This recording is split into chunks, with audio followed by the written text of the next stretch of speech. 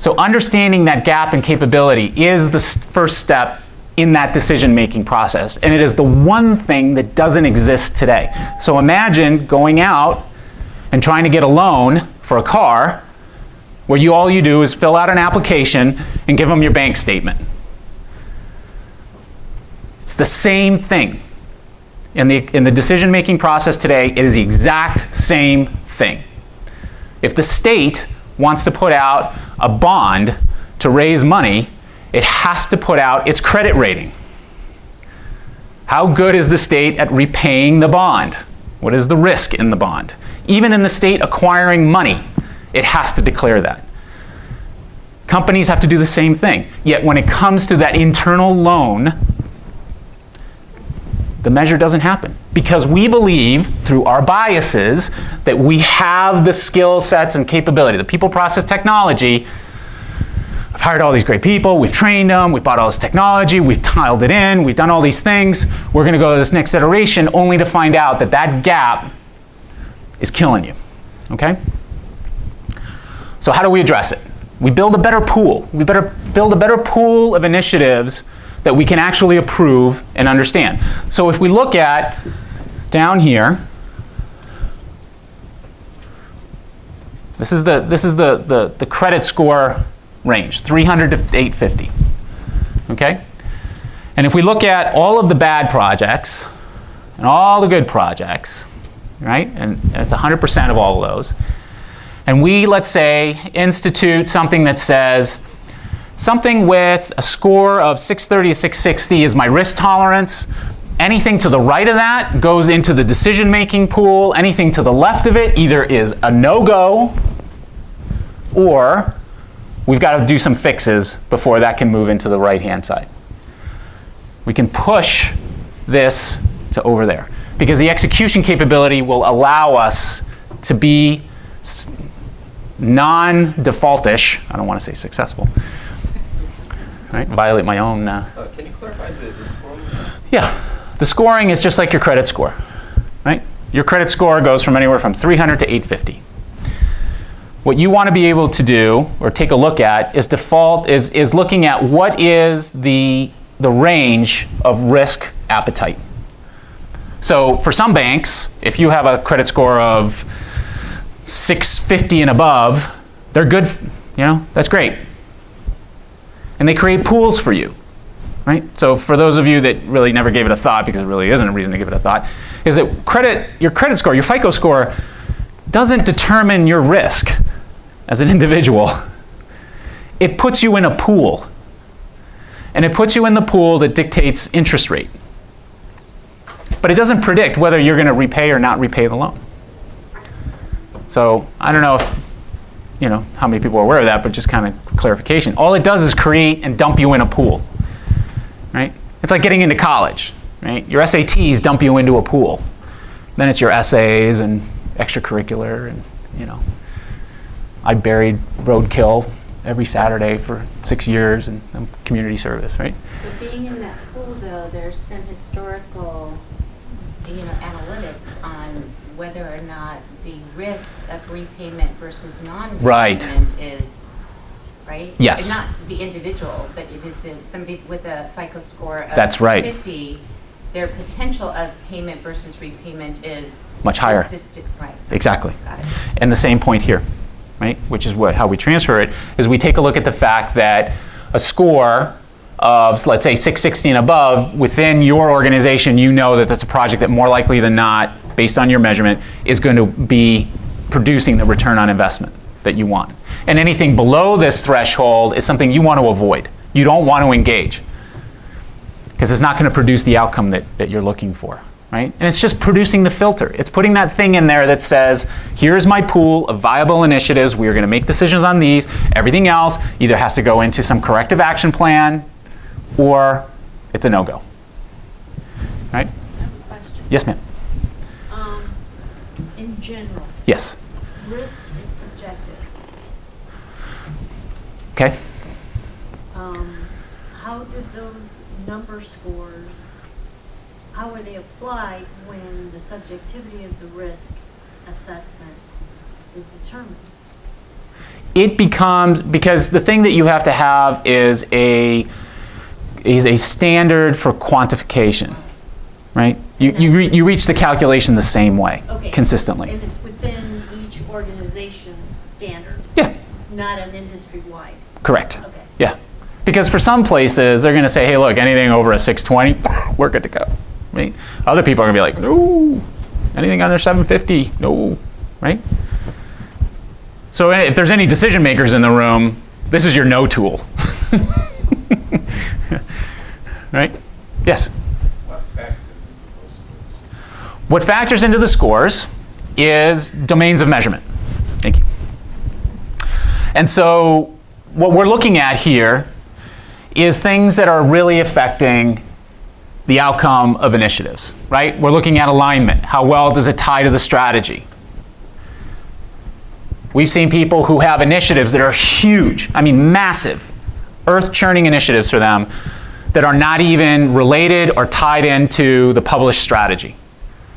And I kind of beg the question, how are you going to make sure that after this year, and you go into your next year of strategic planning, if it's not even in the strategy, how is it in the consideration process? Right?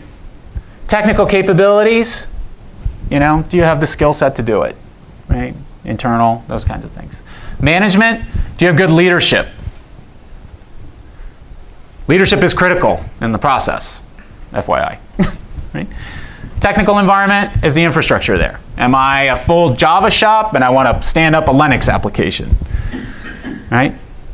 There's going to cause some disruption there. Right? And so as you go through the domains of measurement, it allows you to understand exactly where the default can happen. Where is the vulnerability? And addressing that vulnerability again before you engage lifecycle. Because you want lifecycle to be snappy. You want lifecycle to be able to manage the actual issues of a lifecycle. Right? Yes? Are they all equal value, or No, they're weighted in different ways. have you had the weight scale? I have it. Yes. Other question. Yes. Management. Yes. How can you have it? How can I have it? How can you Measure it? tell your manager whether to be a middle school or a high school? Well, you don't tell your manager that. I tell your manager that. Right? Yes, sir. Where do you see this, the tool here fitting in with existing governance review boards or existing technology governance frameworks that are already established? Where it fits in is in that that approval process to move forward. When people are initiating ideas and saying, hey, look, this legislative action, right? This is the one that usually is the tough one. There's been a legislative action or a federal mandate that we have to do this thing by a certain date, okay? And what happens then is that everybody rushes to go. Everybody rushes to, okay, got to have a project. Where's our project scope? We got to scope these things out. We got to do all these different things, right? Sure. Right? There's been a whole lot of intelligence that's been skipped over because there's a huge amount of assumptions that no matter what I put on that piece of paper as a scoping document, that I can actually do that. And where it fits into the governance process is being able to be an impartial voice in the decision-making process that says, look, our score came in at a 510. We're not really in a good place to do this, but we have to do this. I've got 5 other projects over here that scored at 700 or better. We're going to defer those for 2 years because I need all the capacity that these things have in order to make this one actually work. Because I've got an entire set of vulnerabilities I have to fix prior to engaging lifecycle. So I need all the resources that these projects were going to command in order to do that. Because this is legislatively mandated, right? It's not a choice, right? And it may be the terrible option, it may be the hard conclusion, but it's being driven out of a data model rather than a bias that says, yeah, I know we've got to do this, but we're going to do these other ones too. Right? We've all experienced that. You know, we'll manage the portfolio. We'll work around it. We'll you know, that whole thing. Right? And it's all full of good intention. Right? Nobody does it maliciously. It's like, we're going to take it all on. Right? No, I mean, there isn't that thinking, right? It's more about the fact it's that bias that says, yeah, we can pull it off. We're going to give it the old try. Okay? You're saying, so this tool's about scoring and weighting, and GRB becomes more of sequencing and prioritizing. Yes, it helps feed that process that says, this is how we're going to do it. But it balances the equation that says it's not IT telling business, it's not IT telling executives, it's not business telling IT, it's not executives telling IT, it's not executives telling business. That vicious triangle of communication gets neutralized by the fact that you have a scorecard that basically comes back and says, here is our score, here are our vulnerabilities. If we do it, if we go now, I'm on a 2.1 multiplier. So that $7 million project that you just initiated, right, is going to be over $14 million. Are you ready to do it? We have to go. We got to go. Okay? Understand, I need a $14 million budget. Well, I only got $7 million. I can give you 40% scope for that. Right? I mean, if I go buy a conference table and I say, I want that one. Well, that's a $14 million conference table. Well, I got $7 million, It's like chainsaw. Here you go.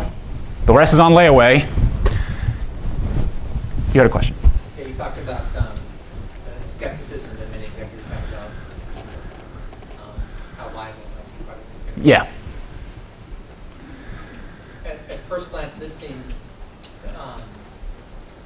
how willing are executives to accept this as kind of this score as, hey, this is how we should decide what to do going forward? Very.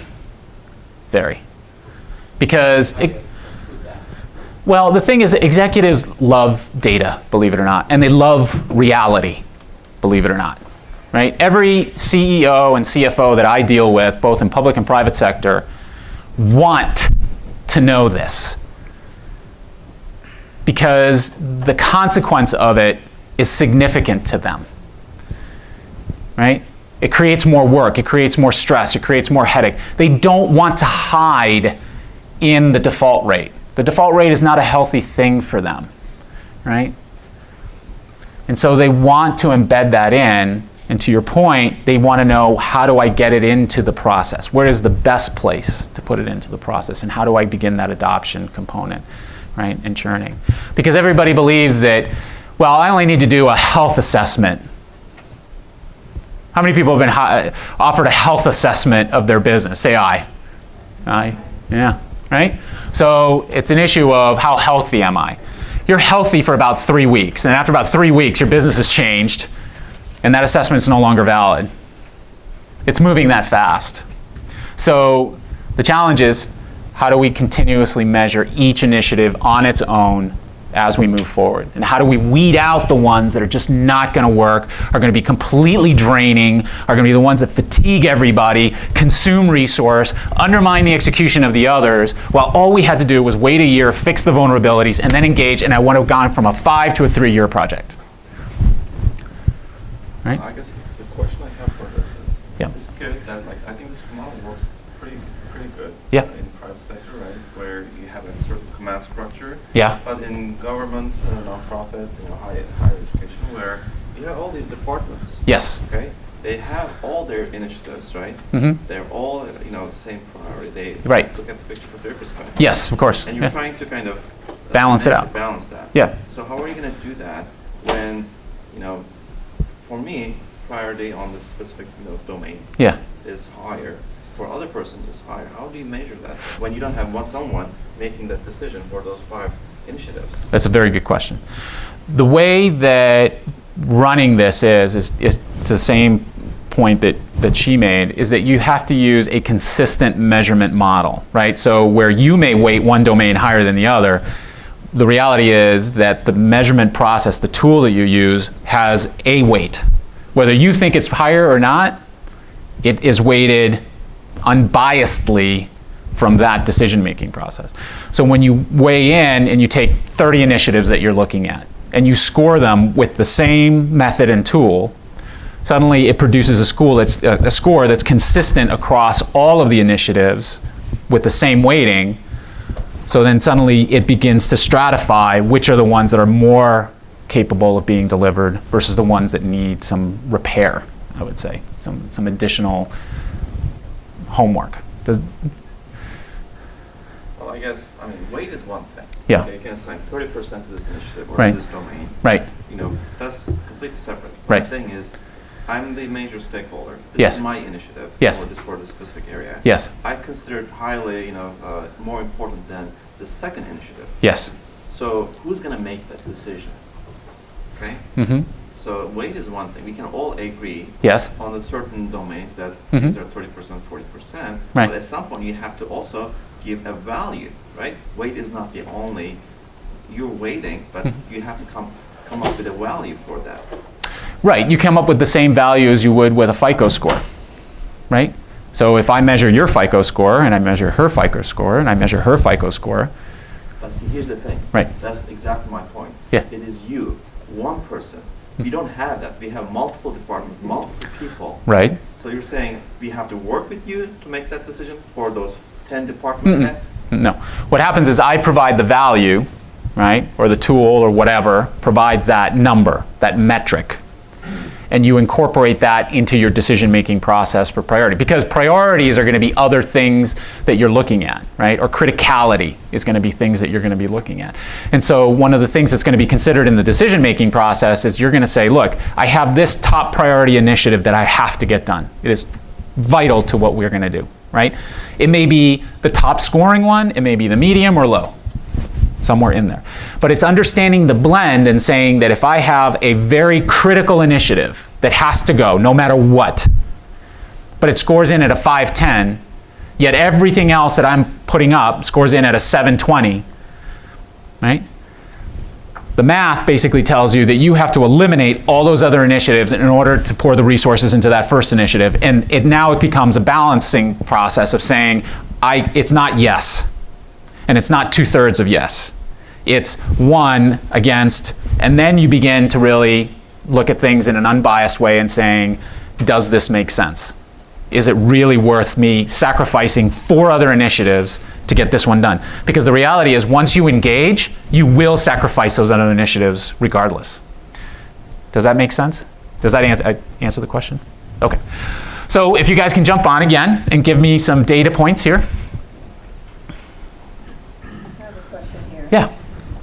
One of the things I hope to get out of this session Yes. is that some real practical conversation points to have with the executives, because kind of what he was saying is that as a project manager, Yes. these decisions are made prior to you even coming Engaging. on board. Yeah. So then with the executives and their, Right. their initiatives, they have different reasons why they want to push it through. Mhm. In their experience, even though it's nice to have this data, they have priorities for the organization or for whatever. Yes. So the thing is, in their history, they've known that they've been able to push it through with different project managers, no matter Right. what the data is. Right. Push it through, get it done, whether Right. it has value or not. So kind of how should we have those conversations? You bet, absolutely. And we can talk about that a little bit because the whole point of the panel is kind of offer up some of that, because these are the executives pushing it through. I get it, yeah. I'm good with you. It's like- Right? So as we're kind of getting put in here, it's good feedback. Do you guys like this tool? I think it's a pretty neat little thing, right? How do you join the presenter session? You have to go to pollev.com/mcorp, and then you can do it from there, or you can do it as a text message. Yeah. Oh. Yeah. I read the Sorry. Okay, so we're good. So, it's an interesting statistic, right? In the sense that, most of you feel like 60% of that shouldn't be approved, right? And by all the math, I can understand why that's coming from, right? So PMI says success rate 44%, right? So that tells you 56% not going to work, right? Chaos reports tells you 39% success rate, so 61% aren't going to work, right? So, yes, when you start to decompose that back end or that tail out of it, you're looking at 39% to 44% that are absolutely good initiatives that do what they need to do, right? So your default rate is between 56 and 61%. somewhere in there. But part of that calculation, you have to consider that you got something out of some of the ones that really didn't do all that well. They weren't a pure loss. Does that make sense to everybody? It wasn't like we did this, we got nothing, we walked away, oh well, some lesson learned, we move on, okay? So where the data comes in is that the impact of tighter filters are going to give you a 30% savings. And what that means is that 3 out of the 10 projects that are approved today running a unbiased filter process, 3 out of 10 that are approved today would not be approved once you engage the filter process. Okay? Because there is some value in some percentage of the others. The other 26 to 30%, there's something that is coming back. And there is that 10% variance in sort of error rate, right? So if we look at that 30%, it really being 40%, then you've got 16%, all that kind of breakdown, okay? But the reality is that once you begin to effectively implement that, you remove 30% of the projects from ever getting to yes, all right?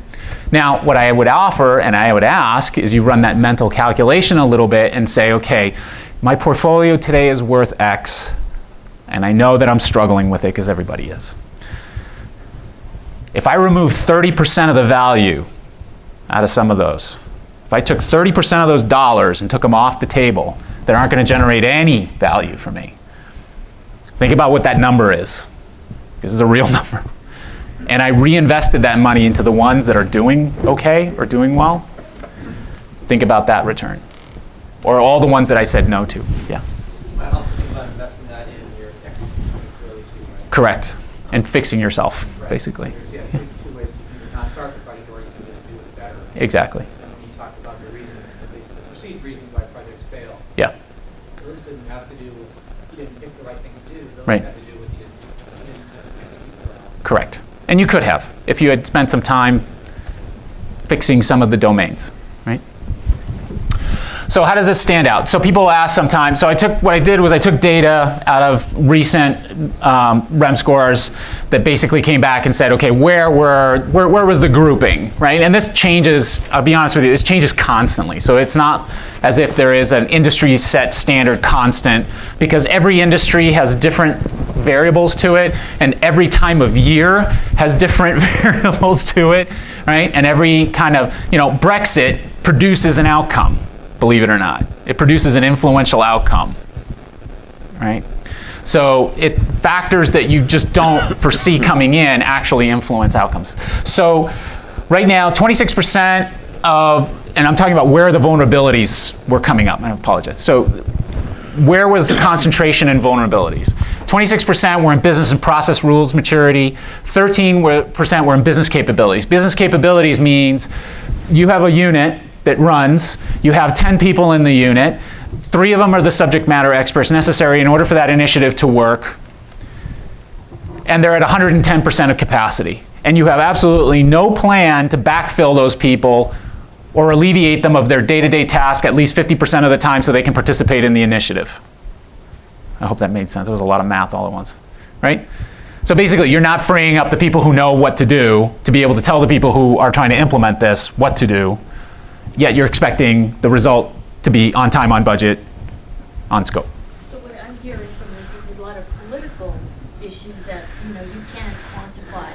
I mean, it's just inherent in Right. how the organization runs. Right. But that's a bias. Politics is a bias, right? But you can't remove that, unfortunately. You can partially neutralize it sometimes by presenting the fact is that a lot of executives make decisions based on their biases. Yeah, I know you've been telling me you don't have that, but I don't believe you. Right? I mean, I can't tell you how many times I've seen that. It's like, yeah, they always say that. They always say they don't have enough resource. They always say they don't have enough time. They always say that it's going to be too hard. They always say, right? And now that you have a metric that's neutral and saying these are the things that were measured, it removes part of that, right? You're still going to have bias in the process. I would categorize that as an inherent risk. Yeah. That it just goes with the project. Right. Right? And then you score that Yeah. inherent risk. Yeah.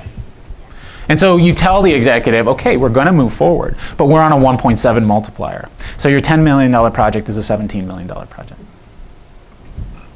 Right? In other words, you up the risk or dollar-wise. You reality the risk. Well, okay. Right? Well, another way You of know, saying it, but yeah. you are putting the dollar Yeah. factor to that inherent risk, Right. essentially. Exactly. That's exactly right. All right. That's exactly right. It's a very good way to put it. Thank you. Yeah. So the breakdown in the other vulnerabilities is we had 22% equally in organizational adaptability and subject matter understanding. Organizational adaptability is a big one, right? People talk about organizational change management. We need OCM, we don't need OCM. OCM is a really good thing. OCM is about getting people to adopt the system, okay, or the change to the system. Organizational adaptability measures how much can you personally change as a professional when that thing goes in. It's not whether or not you're going to accept it or not. It's not whether, right? There are limits to which how much people can shift. How much can I personally shift as a professional from where I am today into this future state of operation, right? And what this measures is the ability of the organization as a whole to make that leap. Because some will be accelerators, some will be sort of a little bit, lesser in terms of that adaptability component. But as an average, how much shift can we make, right? And this is why it's important. Because when the scope far exceeds the ability to shift, that scope that's out there that they don't like and don't want to change to will completely undermine every other activity for the scope that can be adapted to. It generates such stress and fear and concern that they will consciously or unconsciously undermine the entire initiative because they can't cope with the fact that their lives are going to change that much, right? And it happens time and time and time again. And so suddenly you've got a project that's $1 million, could have been $600,000 because that 40% was just more than it needed to be. It was just too much. The organization couldn't make that adaptive leap. And that's what happens in private sector today, right? So let's drop out of the government world for a minute. Let's talk about the private sector world, right? The thing that we're all suffering from is market velocity. And the thing that's been happening is that software companies are accelerating the amount of iterations that they put out. How many people have experienced that? Yeah.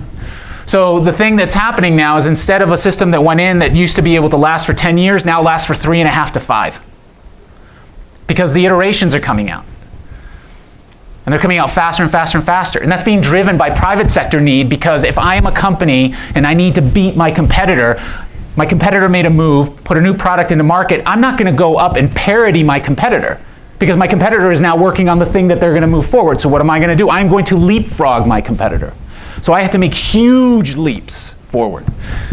And that leapfrog process, that accelerator, is forcing software companies to generate newer versions of what they're doing in order to keep up with their core customers. Government, you're a consumer of that. You're not a driver of that.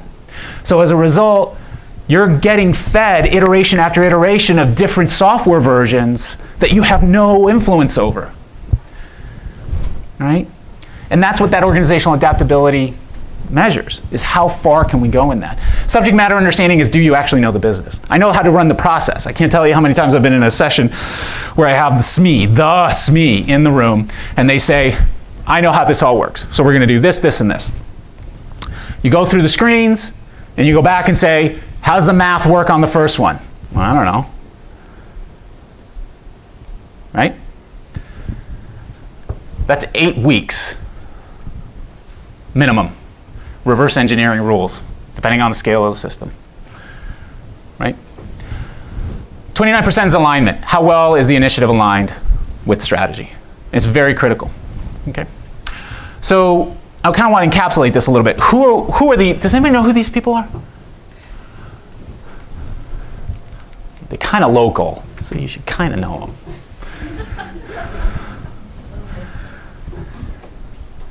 No? The Oakland A's. Billy Beane, right? And Paul Thornton, I think is the guy's name. What we're talking about here is Moneyball, right?